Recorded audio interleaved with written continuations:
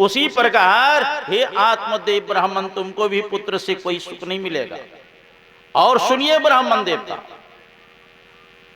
मैं तुम्हारे ललाट को देख रहा हूं। ललाट समझते हैं ना, कपाल को। तुम्हारे भाग्य में एक जन्म कौन कहे 7 जन्म तक कोई पुत्र पुत्री नहीं है। श्रृणु विप्रमया तद्य प्रारब्धम तो विलुप्तवम 7 जन्म अधि तव पुत्रो नैवचो नैवचो। एक जन्म कौन कहे 7 जन्म तक कोई संतान नहीं है तुमको। अब तो और रोने लग गए, महाराज एक जन्म का दुख था, आपने 7 जन्म का दुख हमको चढ़ा। आप हमको संतान दीजिए, नहीं तो आपके सामने माथा पटक के मरूंगा। महात्मा जी ने कुछ विचार करके बहुत आग्रह देखा। तस्या अग्रस्मा लोक्य फल में कम स्वदत्तवान इदम भक्ष्य पत्नियातम ततः पुत्रो भविष्यति। बहुत आग्रह देख करके ब्राह्मण देवता को इन्होंने एक फल दे दिया। सन्यासी महात्मा कहा अपने पत्नी को खिला देना, पुत्र होगा, लेकिन पत्नी से कहना कुछ नियम का पालन करने के लिए। सत्यम शौचम दया दानम एक भक्तम तु भजनम वर्षिधि स्त्रिय कार्यम तेनो पुत्रोति निर्मला। अगर तुम्हारी पत्नी नियम का पालन करेगी तो दिव्य संतान होगा, माता पिता का सेवा करने वाला होगा, देश का भक्त होगा, है ना। तो क्या पालन करना है महाराज? कहा पत्नी से सत्यम, सत्य बोलने के लिए, सत्य का लेना, सत्य का देना, है ना। सांच बराबर तप नहीं, झूठ बराबर पाप, और जाका हृदय सांच है ताकि हृदय आप। सत्यम शौचम, शौचम मतलब बाहर भीतर से पवित्र रहने के लिए।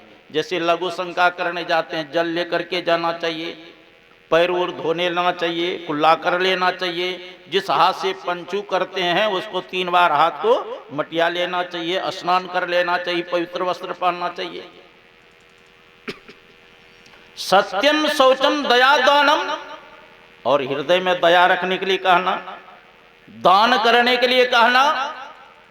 सत्यम शौचम दया दानम एक भक्तम तु भोजनम, और 24 घंटा में एक बार ही भोजन करने के लिए कहना, है ना। जो गर्भवती माताएं हैं उसको हर एक हमेशा नहीं खाने के लिए बताया है। 24 घंटा में एक बार ही अन्न खाए। हाँ, जूस वगैरह पी सकते हैं, डाब के पानी पी सकते हैं, फल वगैरह खाइए, लेकिन अन्न 24 घंटा में एक बार। वर्ष विधि स्त्रिय कार्यम तेनो पुत्रोति निर्मला। अगर 1 वर्ष तक ऐसा वह नियम पालन करेगी तुम्हारी पत्नी तो निर्मल पुत्र होगा, दिव्य पुत्र होगा। आत्मदेव को फल दे दिए। आत्मदेव आकर अपने पत्नी धुंधली को कहा इस फल को खा लो, महात्मा जी का आशीर्वाद है, पुत्र होगा। यह कह करके चले गए।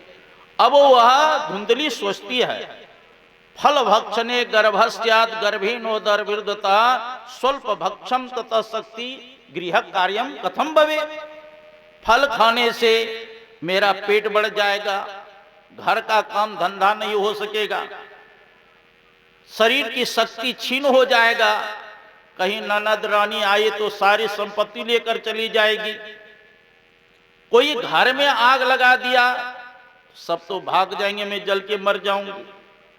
अगर 12 वर्ष तक सुखदेव मुनि के तरह पेट में ही संतान रह गया तो फिर बाहर कैसे निकलेगा। जन्म देने के समय बहुत कष्ट भी होता है। मैं तो सोचती हूं कि जो बांझ स्त्री है वही सुखी है, और लालन पालन में भी बड़ा कष्ट होता है। मैं इस फल को नहीं खाऊंगी। इतने में क्या हुआ, उसकी बहन आ गई और सारी दुखड़ा बात सुना देती है। बहन कहती है दीदी चिंता मत करो, मेरे पेट में संतान है, जब मैं पुत्र को जन्म दूंगी और अपने पति के द्वारा आपके पास पुत्र को मैं भिजवा दूंगी, तू गर्भवती के तरह बैठे रहा और मेरे पति को कुछ रुपया पैसा दे देंगे, वो मना नहीं करेगी। कहने के बाद मान गई। कहा जी ये महात्मा ने फल दिया है, इस फल को गाय को खिला दीजिए। तो उस फल को महात्मा का दिया हुआ क्या किए, गाय को खिला दिए। और आत्मदेव ब्राह्मण आए का फल खा लिया, तो झूठ बोल जाते, कहता हाँ मैंने फल खा लिया। अब देखो पति से झूठ बोलने के कारण क्या दुर्गति होती है, आगे आप सुनेंगे। समय पा करके उनकी बहन को जो पुत्र हुआ अपने पति के द्वारा भिजवा दिए। अब धुंधली कहती है संतान तो हो गया है, लेकिन मेरे स्तन में दूध नहीं है। गाय के दूध से, बकरी के दूध से, भैंस के दूध से मैं कैसे भरण पोषण इसकी करूंगी। मेरे बहन को पुत्र हुआ था, 3 महीना होने के बाद उसके पुत्र मर गए, इसलिए मेरे बहन को बुला दीजिए, वही भरण पोषण करेंगे। तो अपने पुत्र की रक्षा करने के लिए आत्मदेव ब्राह्मण ने अपने साली को घर में बुला लिया। उसका तो पुत्र था ही, वही भरण पोषण करने लगी। और जो गाय को खिला दिया था फल, कुछ महीना के बाद वह गाय भी एक दिव्य पुत्र को उत्पन्न करती है। शरीर तो मनुष्य का आकार का था, लेकिन कान कैसा था, गाय के समान। इसीलिए आत्मदेव ब्राह्मण ने उस बालक का नाम रखा गौकर्ण। और जो धुंधली के बहन के जो पुत्र थे, धुंधली कहती है मेरा पुत्र है, इसका नामकरण स्वयं मैं करूंगा। का कर लो। तो अपने नाम पर अपने पुत्र का नाम रखती है क्या, धुंधकारी। जो रोज धुंध मचावे, है ना, मार झगड़ा करे, ऐसा नाम रखा धुंधकारी। स्नेह स्नेह दोनों बालक बढ़ने लग गए। वो जो गौकर्ण थे वो बड़े आत्मज्ञानी निकले। जो ब्राह्मण का कर्तव्य था, सारा गुण था उसमें। ब्राह्मण का क्या कर्तव्य है, पढ़ना, पढ़ाना, दान लेना, दान देना, यज्ञ करना, यज्ञ कराना, इंद्रियों का दमन करना, जैसे गीता में भी बताया गया। समो दमस तपः शौचम शांति रार्जमेव च ज्ञान विज्ञान मास्तिक्यम ब्रह्म कर्म स्वभाव। मन का निग्रह करना, इंद्रियों का दमन करना, बाहर भीतर से पवित्र रहना, सरल होना, ज्ञान विज्ञान को प्राप्त करना, वेद शास्त्र का अध्ययन करना, यह सारा गुण गौकर्ण में। धुंधकारी पढ़ा लिखा नहीं, है ना, महामूर्ख निकला। उस शराब पीता था, जुआ खेलता था, मांस मछली खाता था, मदिरा पीता था, दूसरे के घर में आग लगा देता था, चुपके से किसी का बालक को गोद में लिया और कुआं में डाल देता था। और बूढ़े लंगड़े सूरदास अगर मिल जाता तो धक्का देके गड्ढा में गिरा देता। एक दिन क्या किया, अरे जो जुआ खेलेगा उसके घर में संपत्ति रहेगी। अपने पिताजी से कहा, पिताजी संपत्ति कहां रखे हैं, जल्दी से निकाल के दो, नहीं तो आज बहुत पिटाई करूंगा मैं। पुत्र के उपद्रव को देख करके आत्मदेव ब्राह्मण फूट फूट कर रोने लगा और कहने लगे इससे तो अच्छा था कि इसकी मां बांझ रहती तो अच्छा है, क्योंकि कुपुत्र जो होता है माता पिता के यश को मिट्टी में मिला देता है, समाज के यश को मिट्टी में मिला देता है। अब फूट फूट के रोने लगे। उसी समय गौकर्ण जी महाराज तीर्थाटन करके आए और पिता से पूछते हैं, पिताजी क्यों रोते हैं। कर देखते नहीं कि तुम्हारा भाई जो है धुंधकारी सारे घर के संपत्ति को स्वाहा कर दिया और हमको मारने का धमकी दे रहा है कि संपत्ति कहां रखे हो, ला करके दो, मैं क्या करूं। देखो पुत्र जो ज्ञानी होते हैं तो पिता को भी उपदेश करते हैं, है ना। तो गौकर्ण क्या कहते हैं पिताजी से, आसारे खलु संसारे दुख रूपी विमोह कह सुतंकस्य धनंकस्य स्नेहवान जलते निसी। हे पिताजी, ये संसार क्या है, आसार है, परिवर्तनशील है, नाशवान है, और इस संसार में खलु दुष्ट लोग ही वास करते हैं। आसारे खलु संसारे दुख रूपी विमोह कह सुतंकस्य पुत्र किसका है, धनंकस्य धन किसका है, स्नेहवान जलते निसी जो स्नेहवान प्राणी है पिताजी, वो रात दिन दीपक के समान जलते रहते हैं। देखो जी, मानव को चिता पर जीवन में एक बार ही जलना पड़ता है, लेकिन चिंता रूपी चिता में कितना बार जलना पड़ता है? वो रात दिन जलना ही पड़ता है ना। नो चंद्र सुखम किंचित नो सुखम चक्रवर्तिनः सुखम अस्ति विरक्तस्य मुनिर एकांत जीवना। हे पिताजी, न तो स्वर्ग के राजा इंद्र को सुख है, न चक्रवर्ती सम्राट राजा को सुख है। और चक्रवर्ती राजा युधिष्ठिर जी में महाराज सुखी थे। हाँ, तो कहते न चंद्र सुखम किंचित न सुखम चक्रवर्ती न सुखम अस्ति विरक्तस्य मुनिर एकांत जीवना। हे पिताजी, जो मुनि एकांत में रह करके भगवान का भजन करते हैं वही व्यक्ति सुखी है, नहीं तो वरना सबके सब दुखी है। संत कबीर साहब की भी वाणी में है, तन धर सुखिया कोई न देखा, जो देखा सो दुखिया हो। उदय अस्त की बात कहतु है, सबका क्या विवेका हो। घाट है बाढ़ है सब जग दुखिया, क्या की रही बैरागी हो। सुखदेव आचार्य दुख के डर से गर्भ से माया त्यागी हो। जोगी दुखिया जंगम दुखिया, तपसी को दुख दूना हो। आशा तृष्णा सबको व्यापे, कोई महल न सुना हो।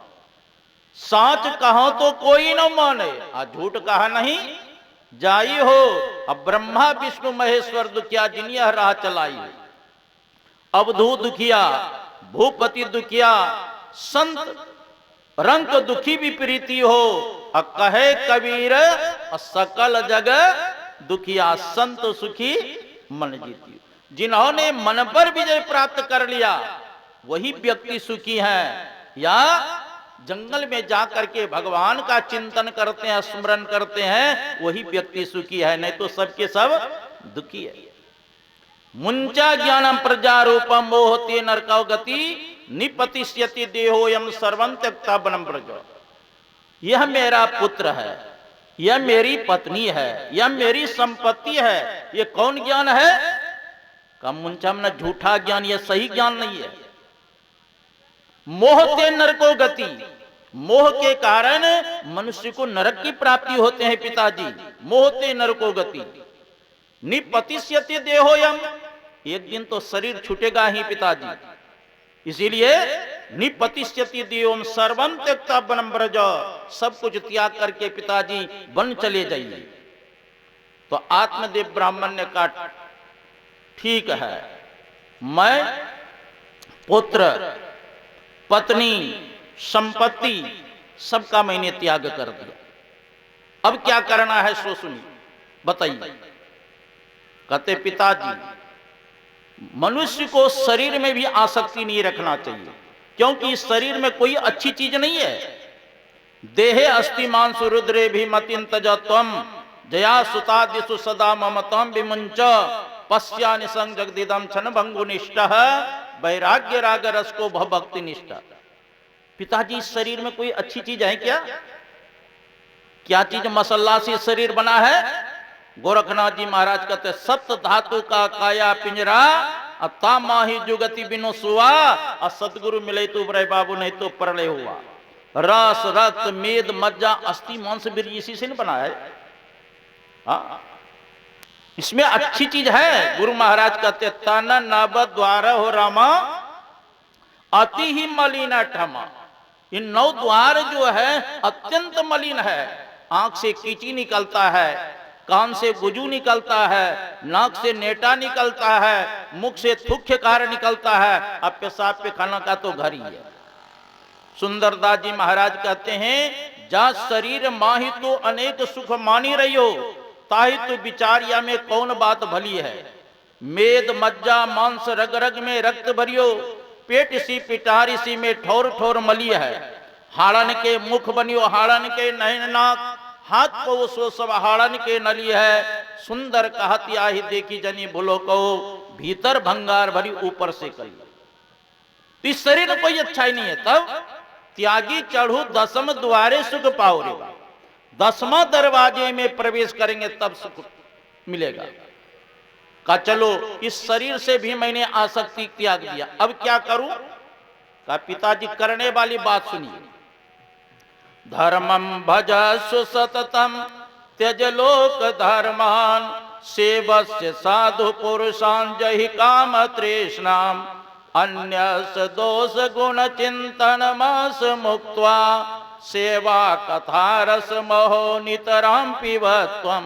हे पिताजी, सदा संत महात्मा की सेवा करें, सदा धर्म का ही आचरण मनुष्य को करना चाहिए, दूसरे का दोष गुण देखना छोड़ करके और निरंतर भगवान का स्मरण करे, चिंतन करे, इसी में परम कल्याण होगा। पुत्र के बात को सुन करके आत्मदेव ब्राह्मण जंगल चले गए और अपने मन को भगवान के चरणों में लगाए और आत्म कल्याण अपना किए। बोलिए श्री सद्गुरु महाराज की जय।